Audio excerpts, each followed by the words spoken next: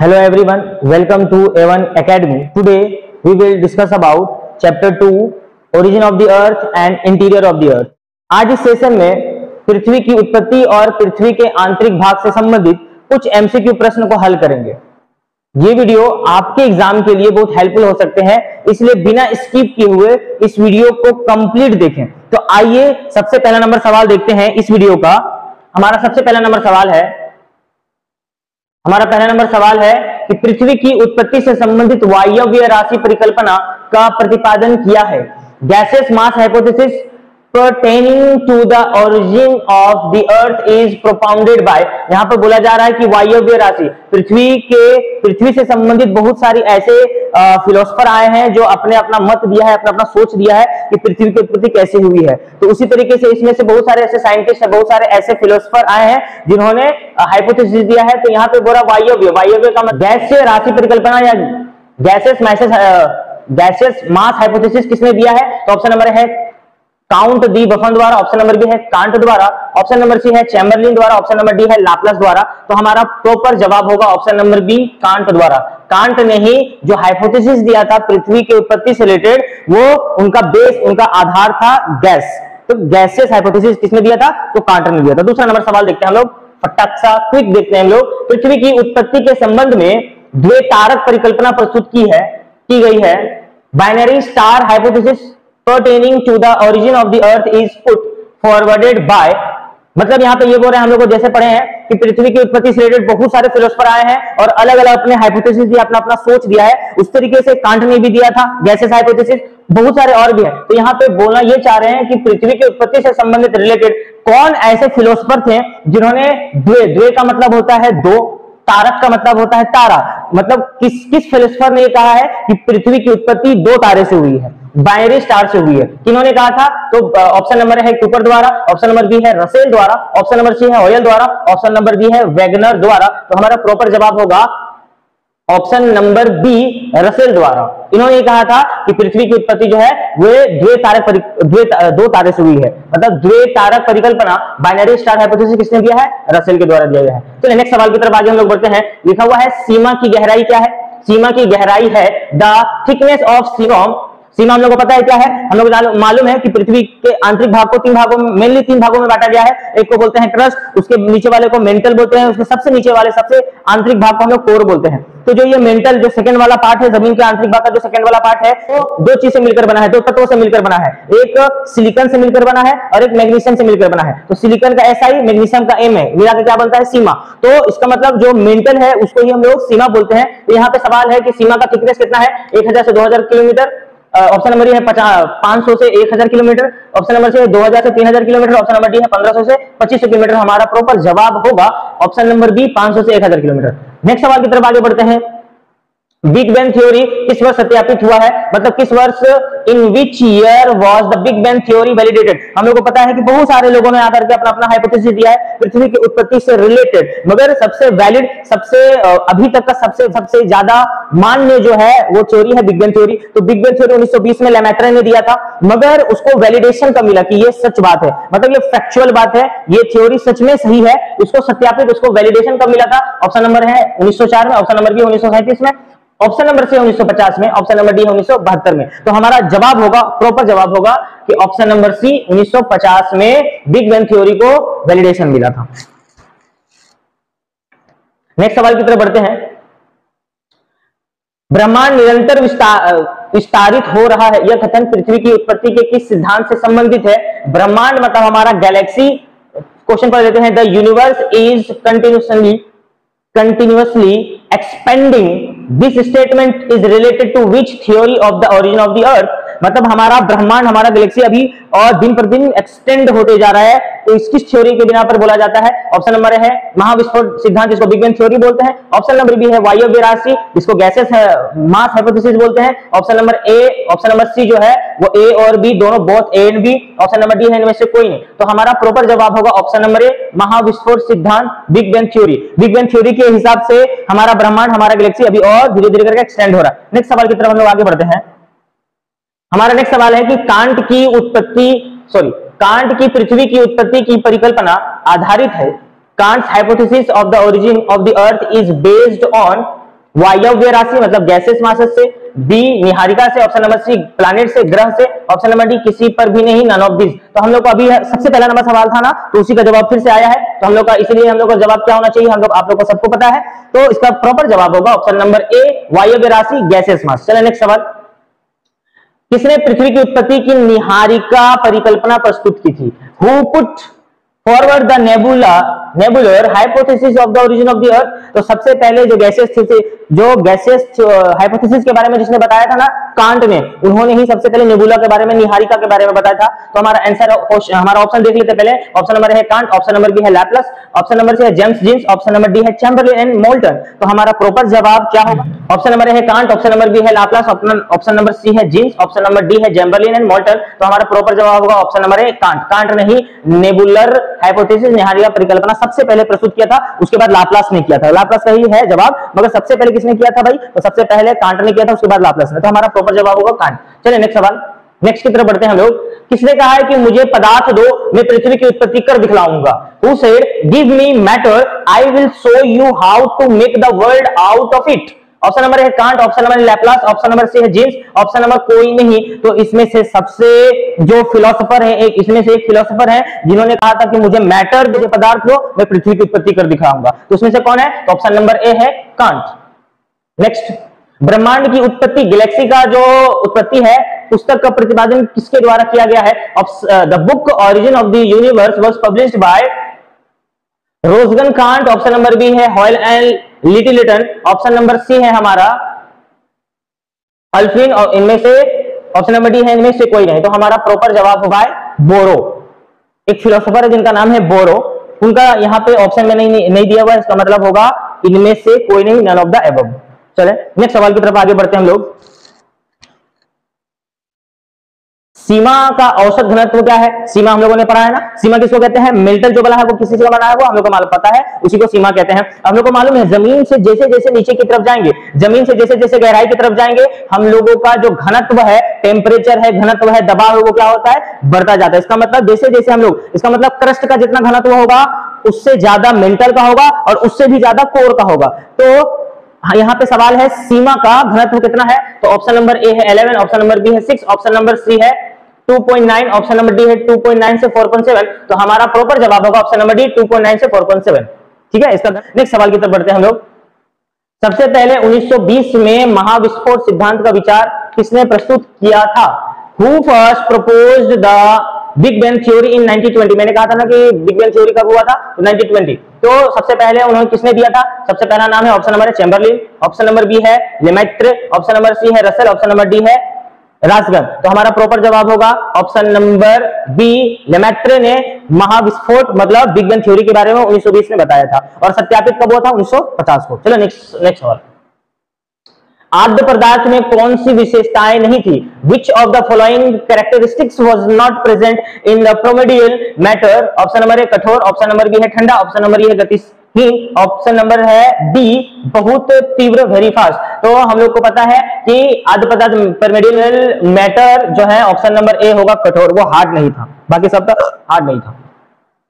Next सवाल की तरफ देखते हैं। पृथ्वी की उत्पत्ति के संबंध में सर्वप्रथम परिकल्पना किसने प्रस्तुत किया? मैंने कहा था ना, मैंने स्टार्टिंग में ही कहा है कि मैं आपको बताऊं कि पृथ्वी की उत्पत्ति से रिलेटेड बहुत सारे फिलोसोफर आए हैं और अपने अपना विचार दिया, अपने अपने हाइपोथेसिस दिया है। तो मगर सबसे पहले जो इस पृथ्वी के बारे में कि हमारा पृथ्वी आखिर बना कैसा है, कैसे बना है, किन वजह से बना है, किन किन कारणों से बना है, कैसे बना है, ये हाइपोथेसिस, ये सोच सबसे पहले किसका था? देख लेते हैं हम लोग का। ऑप्शन नंबर है, option number D, option number A है de Buffon, option number B है कांट, ऑप्शन नंबर सी है लाप्लास, ऑप्शन नंबर डी है रसेल। तो हमारा प्रॉपर जवाब होगा option number D Comte de Buffon. Comte de Buffon ने ही सबसे पहले हाइपोथेसिस दिया था कि पृथ्वी की उत्पत्ति कैसे हुई। चलिए नेक्स्ट सवाल।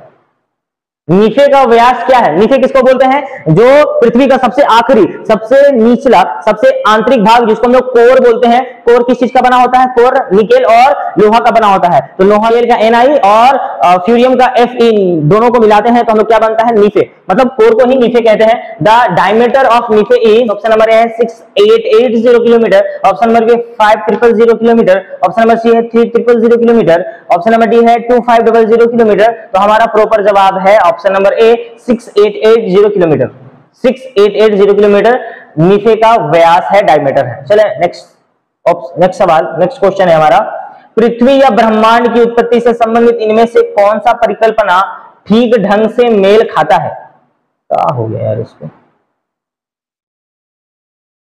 पृथ्वी या ब्रह्मांड की उत्पत्ति से संबंधित इनमें से कौन सा परिकल्पना ठीक ढंग से मेल खाता है? Which of the following hypothesis regarding the origin of the earth or the universe correctly matches? Option number A है निहारिका परिकल्पना, Edwin Hubble. Option number B है वायु परिकल्पना। ऑप्शन नंबर सी है ज्वारीय परिकल्पना, James Jeans and Jeffreys. Option number D है ग्रहाणु परिकल्पना, इमानुअल कांट। तो हमारा प्रॉपर जवाब होगा ऑप्शन नंबर सी, ज्वारीय परिकल्पना, जेम्स जीन एंड जेफरीज जो है इनका जो हाइपोथेसिस है उसका जो हाइपोथेसिस है पृथ्वी और ब्रह्मांड की उत्पत्ति से संबंधित थोड़ा थोड़ा परिकल्पना क्या लगता है, ठीक ठाक लगता है, मगर एक्चुअल में जो मान्य, जो सबसे वैलिड, जो सबसे वेरीफाई अभी तक हाइपोथेसिस है वो कौन है? Big bang theory. कब हुआ? 1920 में। सत्यापित कब हुआ? 1950 को। चलो नेक्स्ट आगे बढ़ते हैं। नेक्स्ट सवाल है हमारा कि पृथ्वी की सतह से नीचे गहराई में जाने पर तापमान की वृद्धि दर है।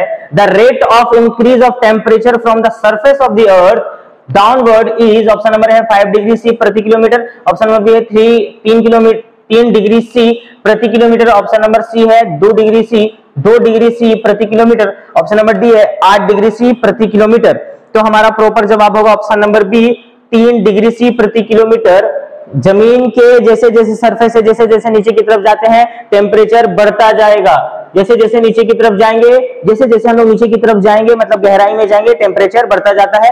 इससे एक और सवाल भी पूछ सकते हैं कि प्रति कितने मीटर की गहराई पर 1 डिग्री से टेम्परेचर बढ़ जाता है? तो एक और ऑप्शन, एक और जवाब हो सकता है प्रत्येक जमीन के नीचे हर एक 32 मीटर की गहराई पर 1 डिग्री से बढ़ जाता है, मगर यहाँ पे ऑप्शन कुछ और है, सवाल कुछ और है। तो हमारा यहाँ पे प्रॉपर जवाब होगा 3 डिग्री सी प्रति किलोमीटर पर जमीन की सतह से गहराई पर टेम्परेचर बढ़ता जाता है। चलिए नेक्स्ट सवाल की तरफ बढ़ते हैं हम लोग। संपूर्ण पृथ्वी का औसत घनत्व कितना है? The average density of the whole earth is about, option number है 3.5, option number B, option number B है 5, ऑप्शन नंबर सी है 5.5, ऑप्शन नंबर डी है 11। तो हमारा प्रॉपर जवाब होगा ऑप्शन नंबर सी 5.5। नेक्स्ट सवाल, अवसादी चट्टानों से निर्मित पृथ्वी के ऊपरी बाह्य आवरण का घनत्व है। The density of the outer most part of the earth composed of sedimentary rock is, option number है 5, ऑप्शन नंबर बी है 11, ऑप्शन नंबर सी है 5.5, ऑप्शन नंबर डी है 2.7। तो हमारा जवाब होगा 2.7 की तरफ हम लोग आगे बढ़ते हैं। हमारा नेक्स्ट सवाल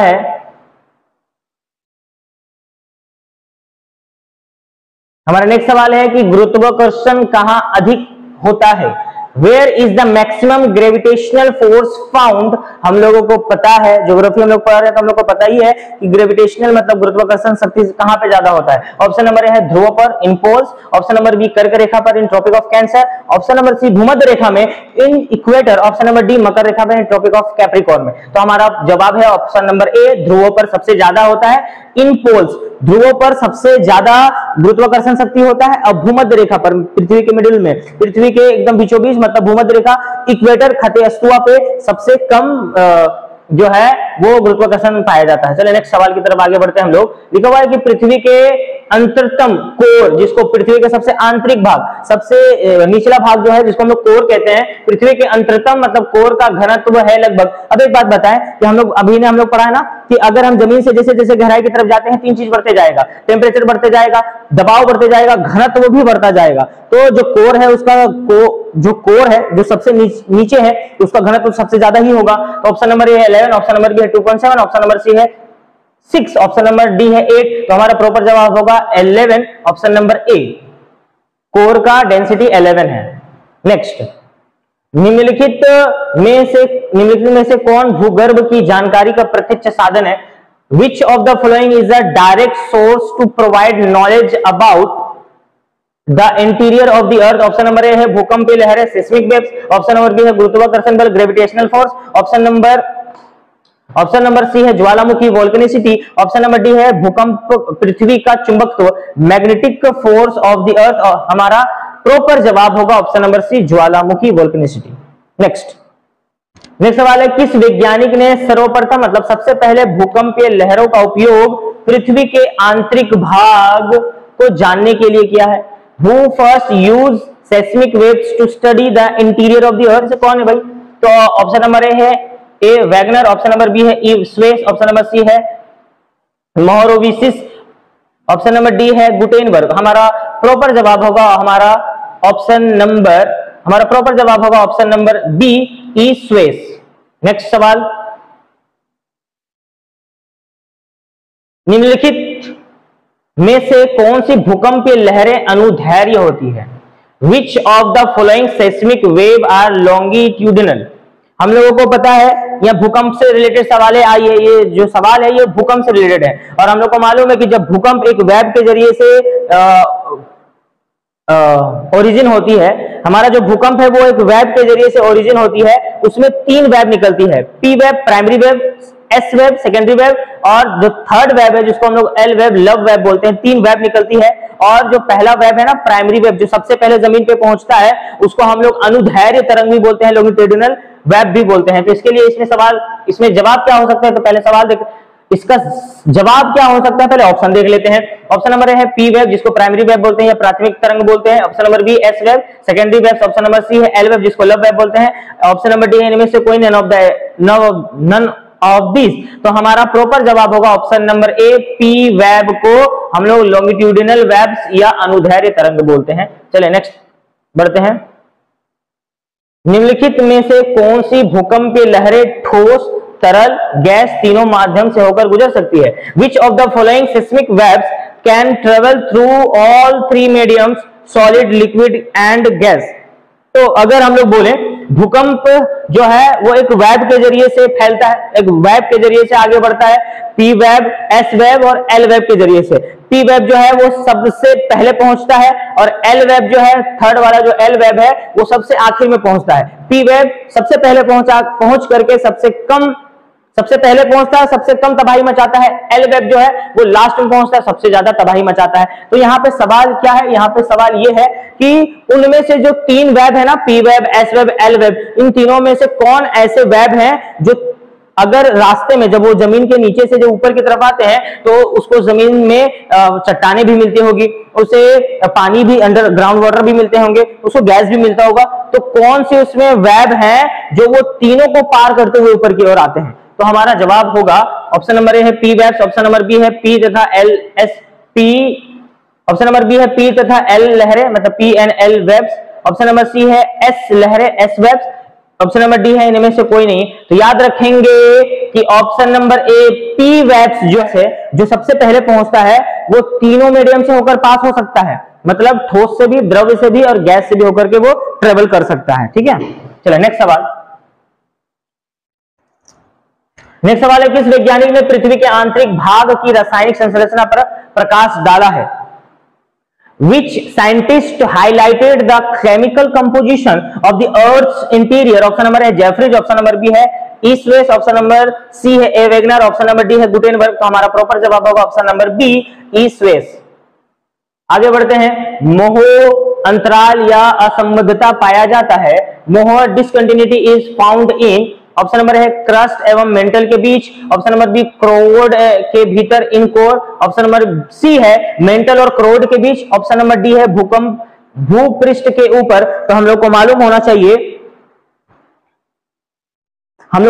चाहिए इस जमीन का जो सबसे ऊपरी भाग है उसको हम लोग बोलते हैं क्या? क्रस्ट बोलते हैं, है ना, और उसके नीचे वाले को बोलते हैं मेंटल। तो जहां पे क्रस्ट खत्म हो रहा है, जहां से मेंटल स्टार्ट हो रहा है, वहां पे एक सरहद, काल्पनिक एक रेखा है जिसको हम लोग क्या बोलते हैं? जिसको हम लोग मोह डिसकंटिन्यूटी बोलते हैं। तो इसका मतलब क्या है? हमारा प्रॉपर जवाब होगा ऑप्शन नंबर ए, क्रस्ट एवं मेंटल के बीच का जो लाइनिंग होता है, जो सरहद होता है, जो लाइनिंग होता है, उसको मोह डिसकंटिन्यूटी कहते हैं। चलो नेक्स्ट आगे बढ़ते हैं हम लोग।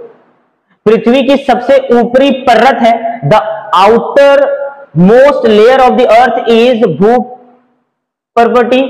भूप्रपर्टी, crust, option number B Sial, option number C Sima, option number D Nife. तो अभी हम लोगों ने पढ़ा है ऑप्शन नंबर ए, क्रस्ट जो है वो पृथ्वी का सबसे ऊपरी भाग है। चलो नेक्स्ट सवाल।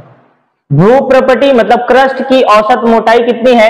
Average thickness of the outer most layer of the earth is 60 kilometre. Option number B 33 kilometre, option number C 100 kilometre, option number D है 300 किलोमीटर। तो हमारा जवाब है proper option number B 33 kilometre. Next सवाल, the sial का औसत घनत्व, the average density of sial. Sial का मतलब क्रस्ट, क्यों क्रस्ट को सियाल बोला जाता है हम लोग को पता, क्रस्ट को ही सियाल कहते हैं। तो सियाल का यहाँ पे पूछ रहा है एवरेज डेंसिटी ऑफ सियाल मतलब क्रस्ट मतलब सियाल का आप डेंसिटी बताओ। तो ऑप्शन नंबर है 2.9, ऑप्शन नंबर बी है 4.7, ऑप्शन नंबर सी है 11, ऑप्शन नंबर डी है 6। तो हमारा प्रॉपर जवाब होगा ऑप्शन नंबर ए 2.9। चले इस वीडियो का सबसे लास्ट सवाल, आज का सबसे लास्ट सवाल हम लोग देखते हैं 30 नंबर सवाल। सियाल की औसत गहराई है, the average thickness of sial is है 50 से 300 किलोमीटर। ऑप्शन नंबर बी है 2900 से 6378 किलोमीटर, ऑप्शन नंबर सी है 1000 से 2000 किलोमीटर, ऑप्शन नंबर डी है 500 से 1000 किलोमीटर। तो हमारा जवाब होगा ऑप्शन नंबर ए 50 से 300 किलोमीटर।